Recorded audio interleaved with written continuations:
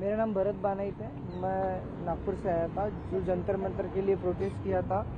उस प्रोटेस्ट में मैं 20 जून से था, पर 20 जुलाई को हुआ वाकया, तो हमने धर्मेंद्र प्रधान के लिए जो इस्तीफा मांगा था, उस इस्तीफे के लिए इन्होंने इतना अत्याचार किया, इतनी बर्बरता की शायद हमने अमित शाह का इस्तीफा मांग लिया होता तो इन्होंने हम पे सीधा गोलियां चला दी होती, बॉर्डर बना दिया होता जंतर मंतर को। मुझे इस तरीके से लगता है क्योंकि हमने जो सहा है, मैंने खुद कईयों बच्चों को एम्बुलेंस में डाला जो ब्लीडिंग हो रही थी, उनसे ब्लीडिंग हो रही थी, मैंने उनको डाला तो सामने जाके उनको रोका गया था। उनको रोकने के बाद उनको फिर जिनके सर पे लगी थी उनके पैर तोड़े गए और जिनके पैर टूटे थे उनके सर फोड़े गए, हाथ तोड़े गए।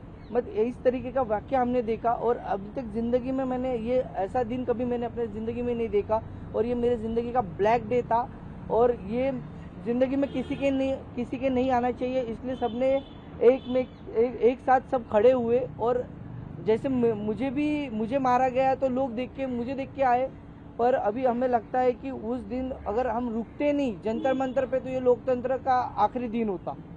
यही मैं कहना चाहता हूँ। धन्यवाद। हाय एवरीवन, मेरा नाम मुस्कान है। मैं ज़्यादा कुछ नहीं बोलूँगी, मैं बस इतना बताऊँगी that I was one of the peaceful protesters at Delhi Jantar Mantar. मेरा सवाल बस ये है कि जब मैं शांति से चल रही थी तो पुलिस ने मुझे मारा क्यों? आरएएफ ऑफिसर्स ने मेरे ऊपर लाठी क्यों बजाई?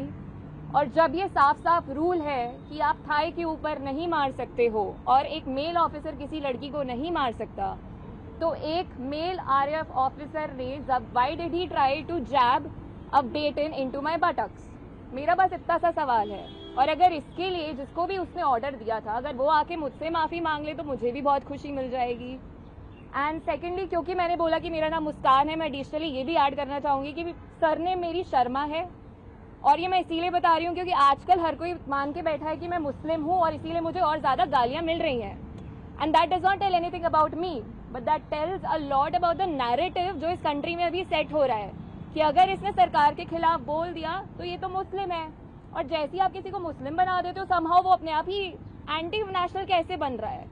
तो हम इस नैरेटिव को बहुत ज्यादा आजकल फॉलो कर रहे हैं और ये जितनी भी ट्रोलिंग आजकल हो रही है इंटरनेट पे, जितना भी हरासमेंट हम लोग फेस कर रहे हैं, ये इस कंट्री का नैरेटिव बताता है बहुत साफ साफ। थैंक्स।